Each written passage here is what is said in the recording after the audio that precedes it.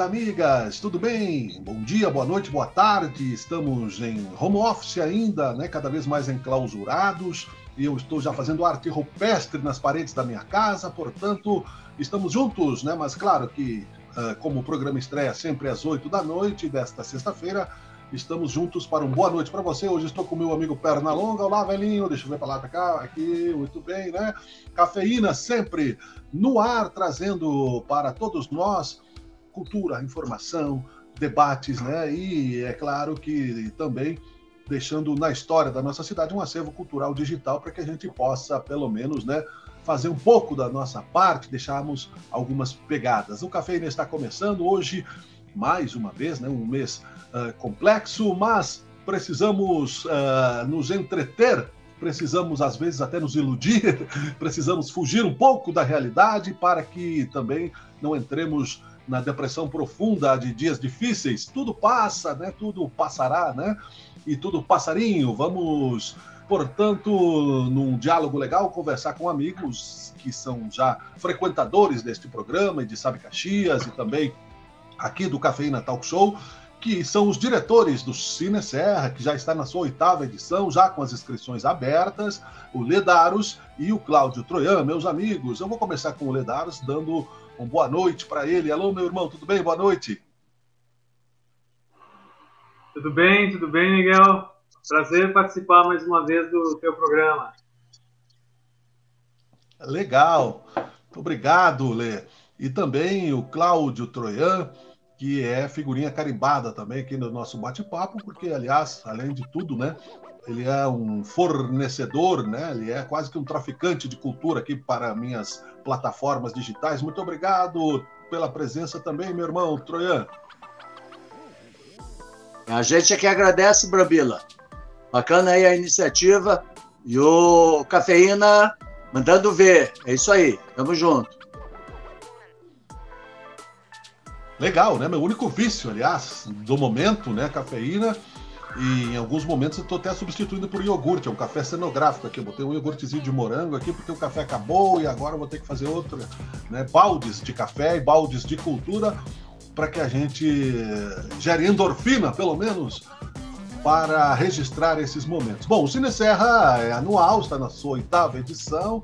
E assim como a pandemia também é anual, não acabou ainda, mas vai acabar.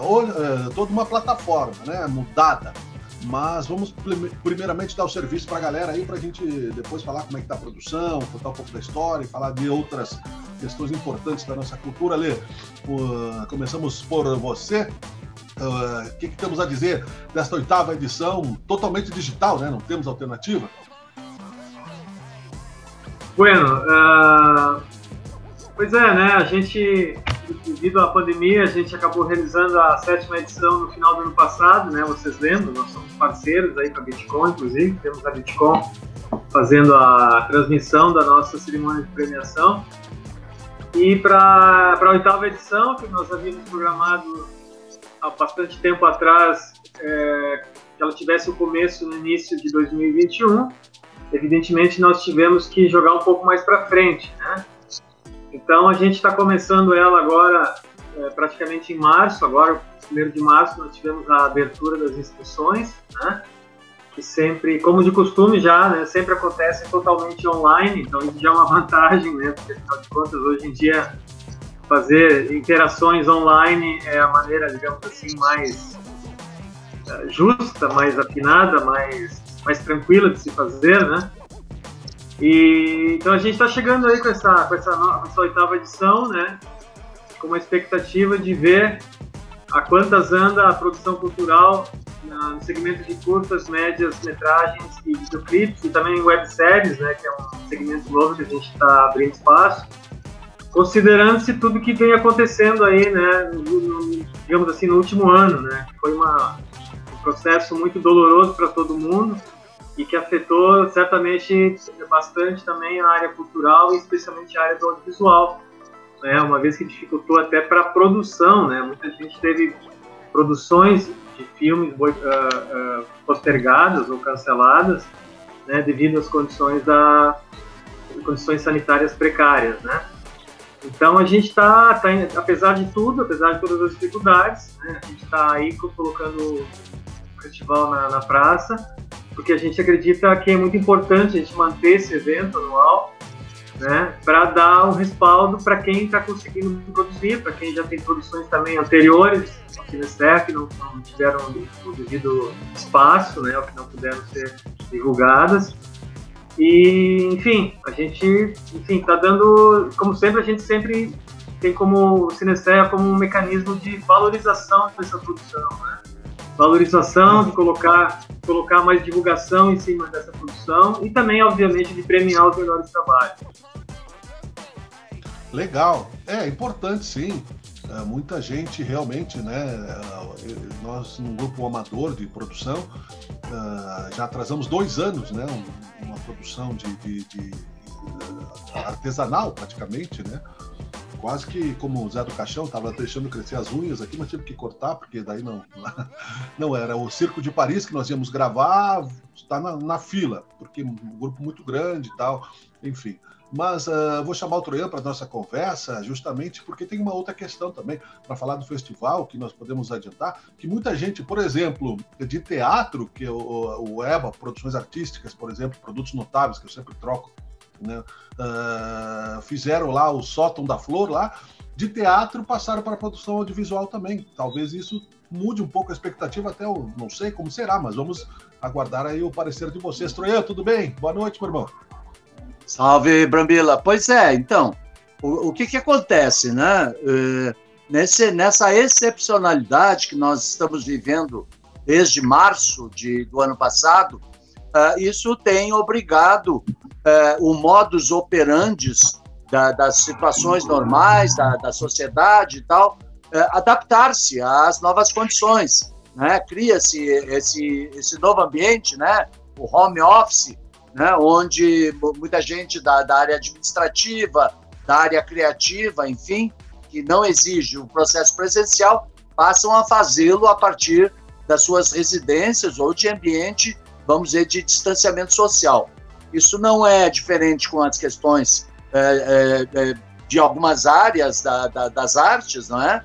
Onde, para que não se estagne completamente, para que não se pare com as produções, a gente vai se adaptando à nova realidade e utilizando para isso os mecanismos, né, as ferramentas que a tecnologia tem nos colocado à disposição.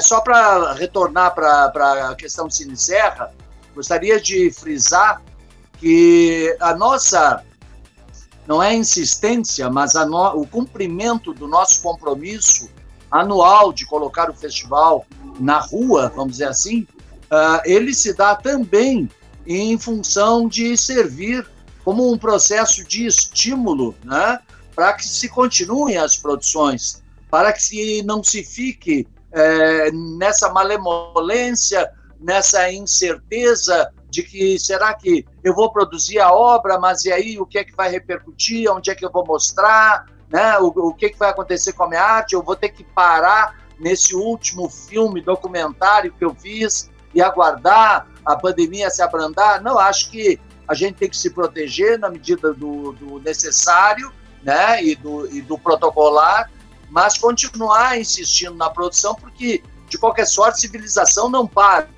A gente se adapta, as sociedades elas são assim, elas vão se adaptando. Então, o Cineserra serve, no primeiro momento, para estimular que, sim, continuem produzindo, que nós estamos aqui para oferecer vitrine, para oferecer condições de que mais pessoas, outras pessoas, todos aqueles que se interessam por cinema e por produções de curta e média-metragem, possam continuar acompanhando a evolução desses trabalhos que vêm sendo realizados. Ainda a propósito de adaptações, o ano passado nós já tivemos, foi o primeiro choque que nós tivemos, e como o Ledaros colocava antes, postergamos a realização do festival, que deveria ser no primeiro semestre do ano, acabou acontecendo em novembro, e onde, para efetivamente podermos dar andamento ao processo e nos aproveitando desses recursos, nós acabamos fazendo um festival híbrido, né? Em algumas... Veja que nós rodamos por 10 cidades aqui no estado do Rio Grande do Sul. Alguns desses locais puderam realizar, dadas as suas características, condições, o status da bandeira naquele momento na sua região, puderam realizar as sessões presenciais. Algumas outras o fizeram de modo virtual, ou seja, né, abriram uma live e ali apresentaram, então, as peças daquele local, daquela cidade. E também isso se repetiu quando nós fizemos a cerimônia de revelação da premiação e entrega dos troféus. Foi a mesma coisa. Nós convidamos o pessoal da Serra, aqui mais próximo do certame regional, que viessem ao Teatro Pedro Parente, onde nós realizamos o festival, e mantendo o distanciamento protocolar até mesmo exigido e formatado pela Casa da Cultura, pelo Teatro Pedro Parente, nós realizamos, então, a sessão, o evento, a cerimônia, com muitas pessoas presentes, evidentemente que nem um terço daquilo que seria o normal num evento desse, conforme a nossa tradição dos 7 anos anteriores vinha demonstrando, mas também fizemos em live, fizemos a premiação, por exemplo, do certame estadual, ou de todos aqueles que não se faziam presentes, seus representantes, eles foram projetados no palco e se conversou just in time, se conversou na hora com eles ali, puderam fazer seus agradecimentos, aquela coisa toda, né? Então, o Cine Serra não para. E o vírus, que abre o olho, porque já nós vamos estar fazendo o documentário necessário. É verdade. O vírus que abre o olho, que nós estamos chegando aqui, não tem esquema, não.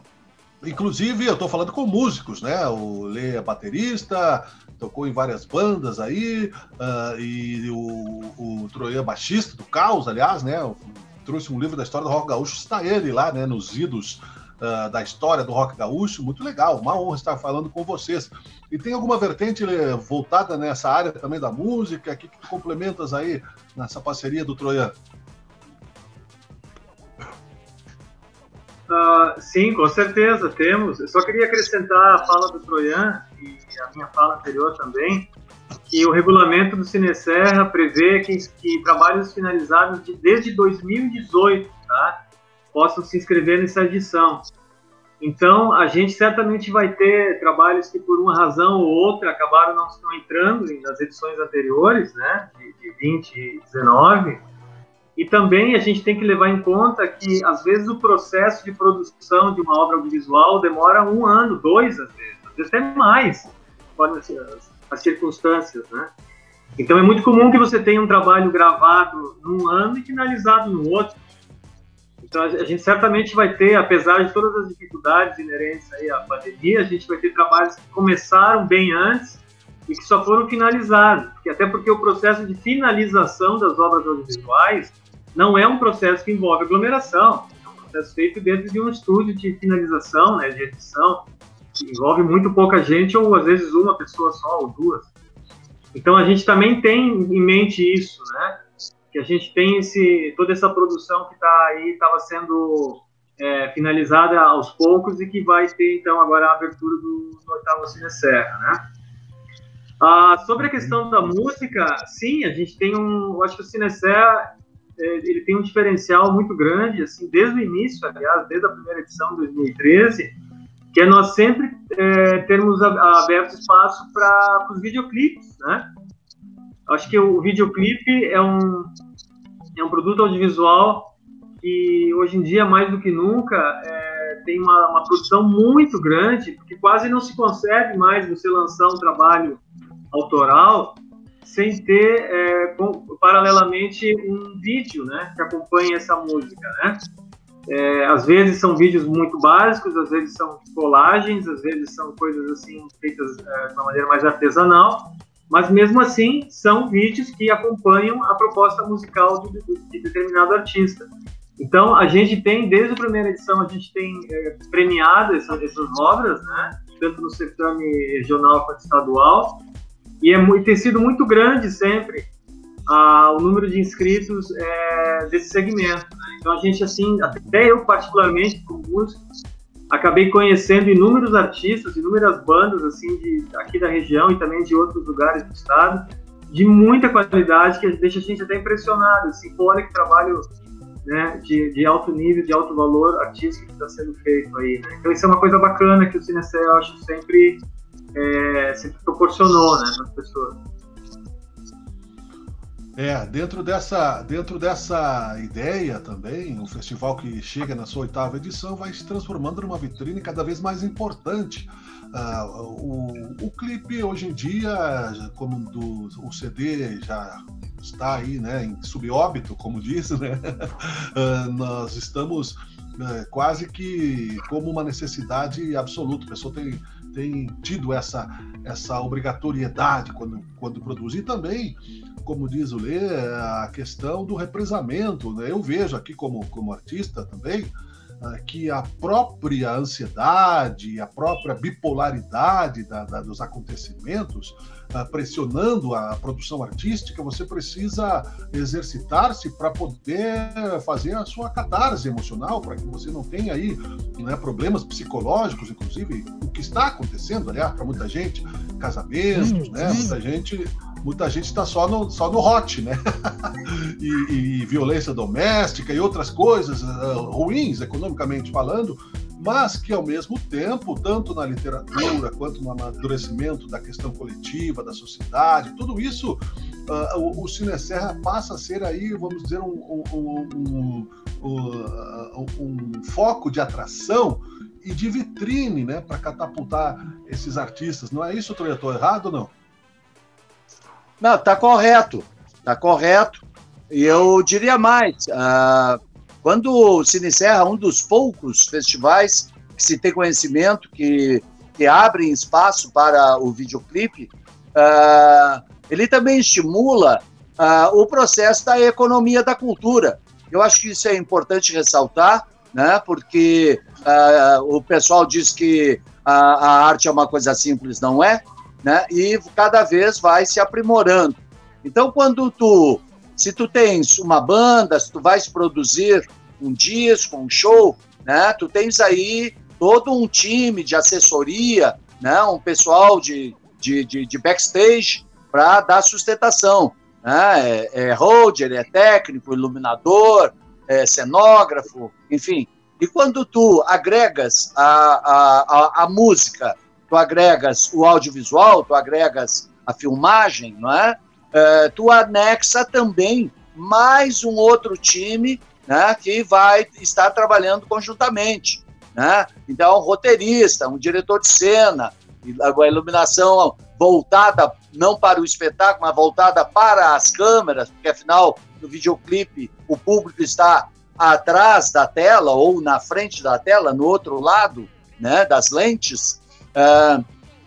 Esse processo, então, robustece, né, o mercado de produção artística, né, e contribui para não só a continuidade do processo, a continuidade do profissional dos envolvidos, mas contribui com o desenvolvimento da própria arte, né? Daqui a pouco a coisa dá mais um salto e a gente pode estar presenciando fenômenos audiovisuais que têm por base uma interpretação musical, né? Então, e isso, em se tratando de curtas e médias metragens, que é o nosso processo, né? Que é o nosso público-alvo, as produções elas vão se sofisticando com uma criatividade excepcional.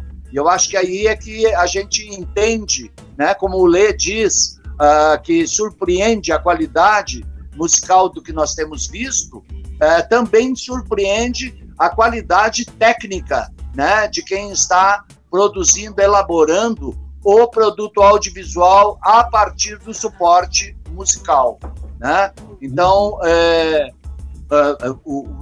temos visto um crescimento ano a ano, o número de inscrições, não exclusivamente para videoclipe, mas para todas as áreas, e agora esse ano acrescentando mais a websérie, depois o Ledaros pode falar mais detalhadamente sobre isso, a gente tem visto um crescente e a cada ano batemos o nosso próprio recorde, né? Hoje, nós estamos, o ano passado, na última edição, na 7ª edição, nós tivemos 124 inscrições válidas, não é?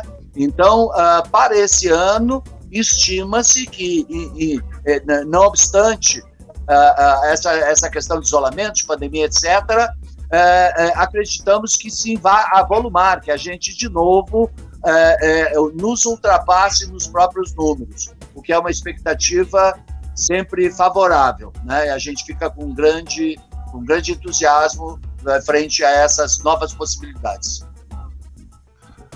Que legal, como observador leigo, eu creio que sim, porque muita gente tem recebido aí muita solicitação de galera pedindo divulgação também, a gente divulga com prazer de bandas e de grupos de teatro, e bem provável que se termine a pandemia para que se possa reunir publicamente todo mundo, mas mesmo assim, não é, Lê? Essa questão toda que o Troian falou tem a sua essência de análise, no sentido que também, até mesmo, eu diria, na questão da websérie, por exemplo, eu tenho uma filha de 12 anos que já há uns 3, 4 anos ela tem um canalzinho no YouTube lá, não é um estouro, né? Não é o Felipe Neto, mas ela sabe fazer a sua ediçãozinha no celular. O celular hoje é 4K, você grava com qualidade um vídeo das férias da família, daqui a pouco vai se formando aí cada vez mais um nível de exigência melhor e maior, o que é bom, inclusive, né? Eu acho que a gente já vem falando isso há tempo, né? Que assim, a perspectiva de crescimento no segmento audiovisual é quase que incomensurável, né? Você vê hoje em dia, a cada ano, o número de canais que vão surgindo no YouTube, principalmente, que é a principal plataforma de vídeos, né, na internet, vai aumentando quase que exponencialmente, assim, é uma coisa que praticamente não tem limite, porque, afinal de contas, nós todos que temos algum acesso à internet, evidentemente, né, e uma câmera, nós somos potenciais produtores de conteúdo, né? Essa que é a verdade, né? Então você tem desde, claro, quem produz conteúdo de forma profissional, né, que tem um embasamento teórico mais aprofundado, até realmente crianças, como você acabou de citar, né, que de uma forma ou de outra acharam ali um nicho bacana para brincarem, entre aspas, ou para se manifestarem, ou para, enfim, fazerem o seu programa de vídeo, né? Então, assim, eu acho que até uma das coisas que a gente traz nessa 8ª edição, né, é justamente, a gente está trazendo justamente à tona, né, essa questão das múltiplas janelas e das múltiplas visões, né, que foi uma coisa que a gente desenvolveu aí como mote, né, da edição, porque a gente identifica nesse momento, né, que cada vez mais nós estamos vivendo num mundo onde essa multiplicidade de janelas está exposta, né? Eu acho que a pandemia, antes de mais nada, ela acabou acelerando, digamos assim, um processo de virtualização, né, entre as relações humanas. A gente já vinha nesse processo, evidentemente, não foi uma novidade, mas só o fato do surgimento, assim, das lives de uma maneira exponencial, né, como aconteceu, mudou até, diria assim, a maneira como as pessoas estão se relacionando, né, gente? Eu acho que isso está muito claro, né? Então, o festival, como ele é obviamente focado, a gente não tem como focar em tudo, né? Tudo que é produzido. Nosso foco é curtas e médias metragens ficcionais, documentais, videoclipe e também agora webséries. A gente lida justamente com a parte mais lúdica, né, dessa produção audiovisual, né? A parte que envolve criatividade, né? Que envolve arte, de certa forma, né? Então a gente tem certeza, né, que a gente está trabalhando num segmento que tem aí um crescimento absolutamente difícil de se prever, assim, né? A gente não sabe talvez daqui a 10 anos a gente esteja vivendo uma realidade Blade Runneriana, né? Porque é impressionante como as comunicações evoluem, né? Muito mais até do que a gente evolui em outras áreas do viver, né? Da sociedade.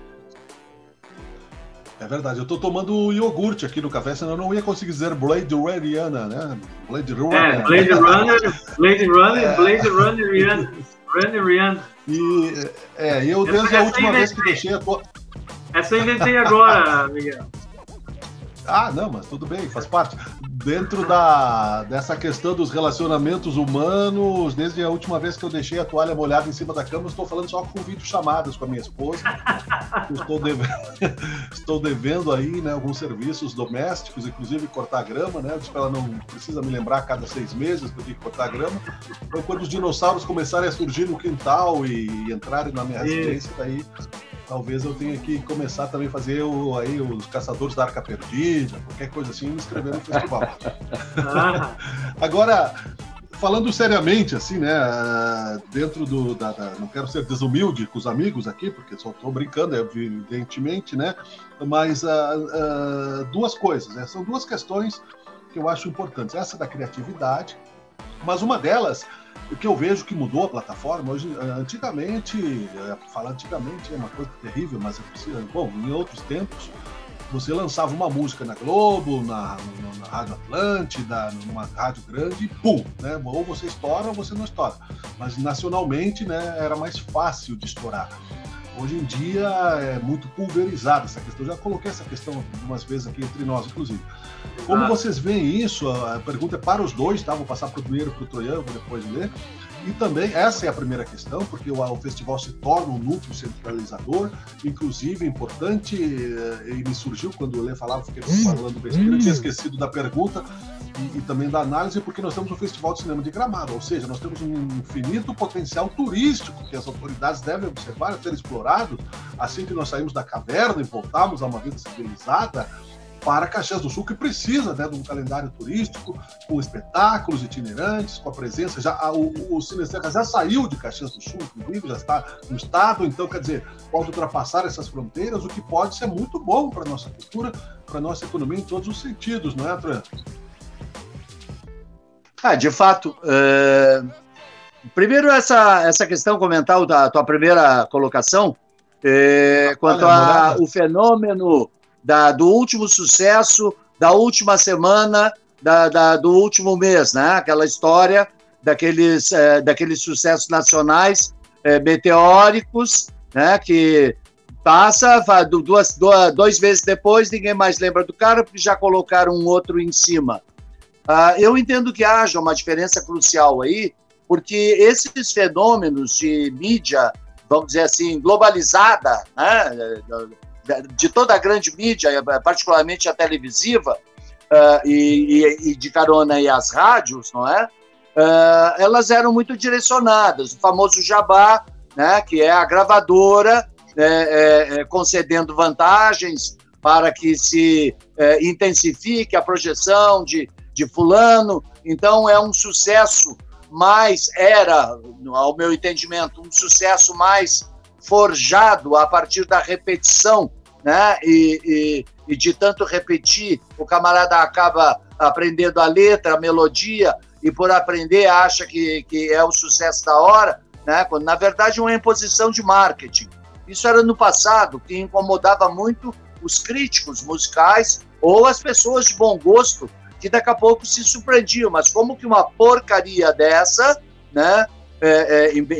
Se bem que em termos de arte nada é porcaria, cada um aceita e lhe dá batida conforme o seu estofo cultural, não é?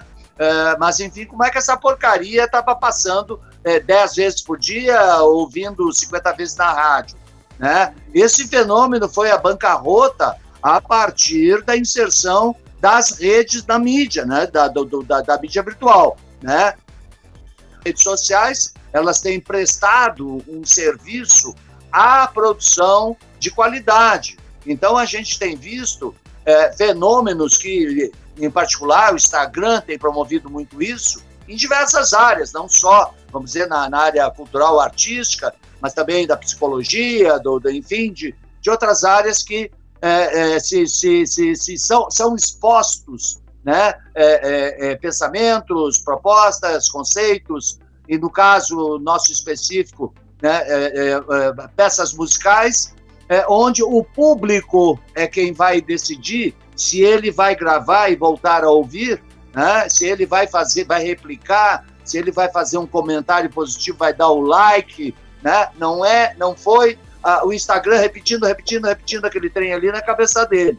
Ele que acessou, ele que decidiu se volta ali ou não, né? Então eu acho isso bastante saudável do ponto de vista da busca e da manutenção da qualidade, né? Da qualidade da produção artística. Evidentemente que nós temos uma população que, infelizmente, sempre foi mantida alijada dos processos culturais históricos, né? Porque nós aqui sabemos, o povo ignorante é mais fácil de ser manuseado, ludibriado, entre aspas, governado, não é?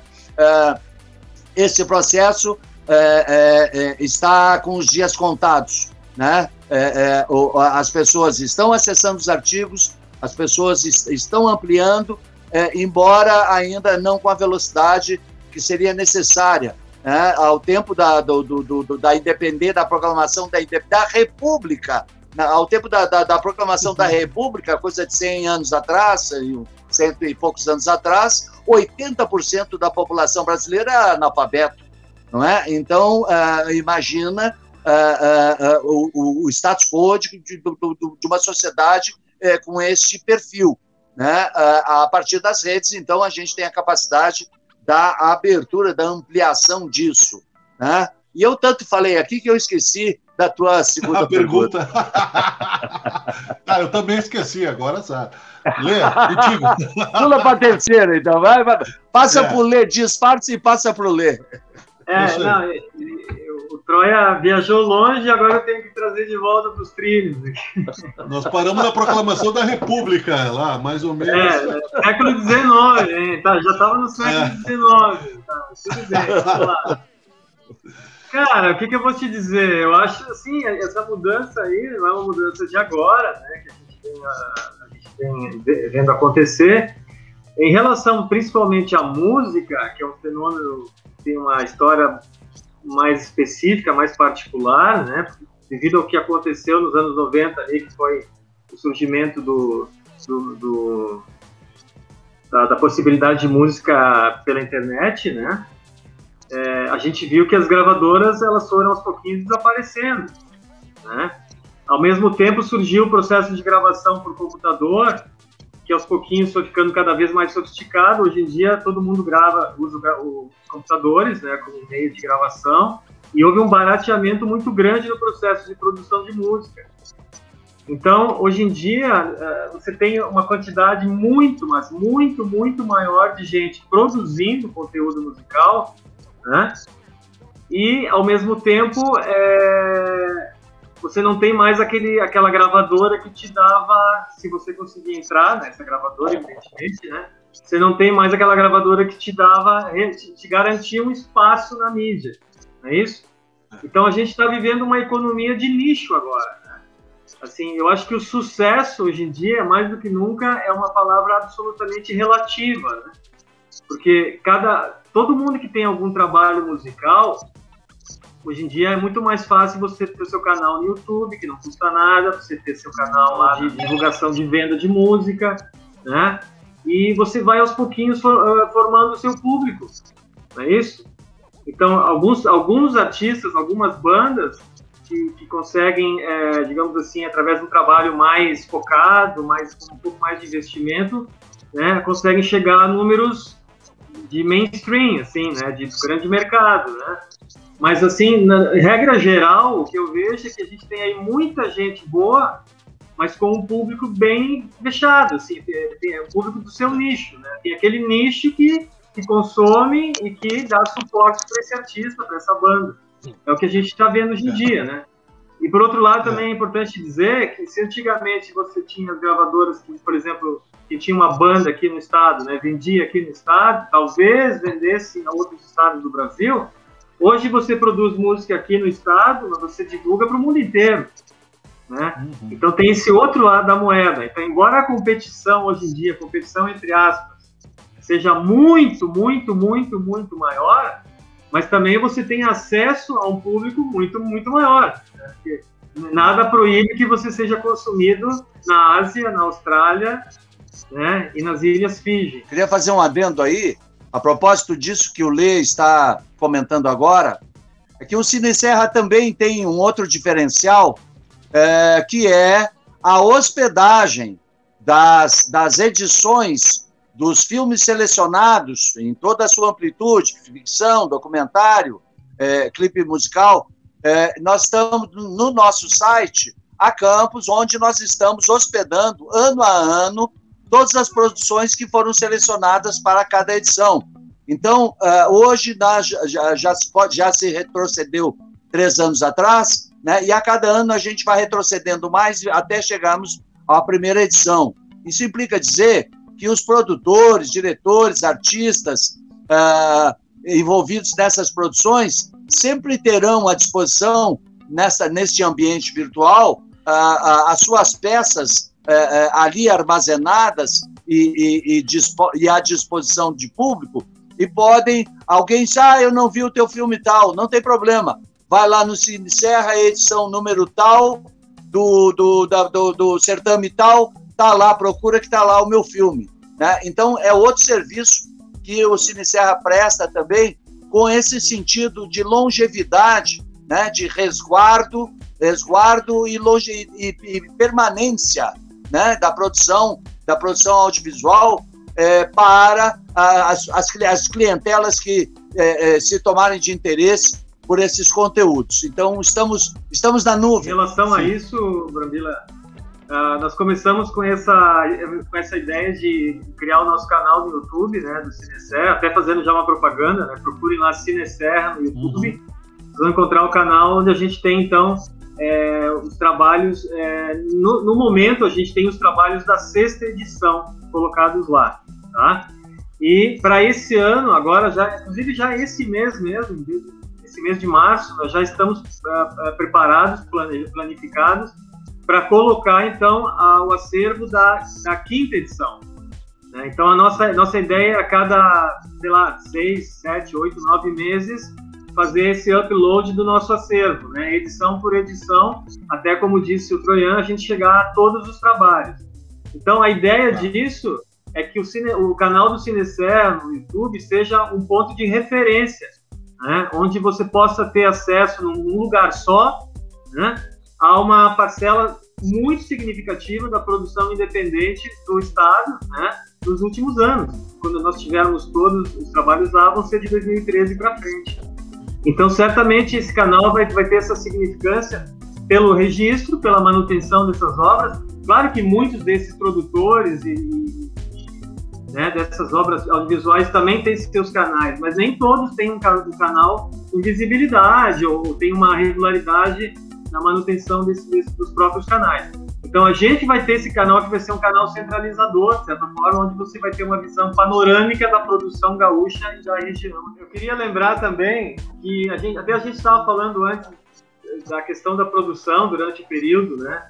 E eu tenho um trabalho que foi finalizado ano passado ainda, tá? Aliás, vai fazer 1 ano agora, no início de abril, que é um documentário que está pronto para ser lançado. O Troian, inclusive, foi o produtor cultural desse trabalho, que é o documentário João Espadaia Dami, né, o guardador de histórias.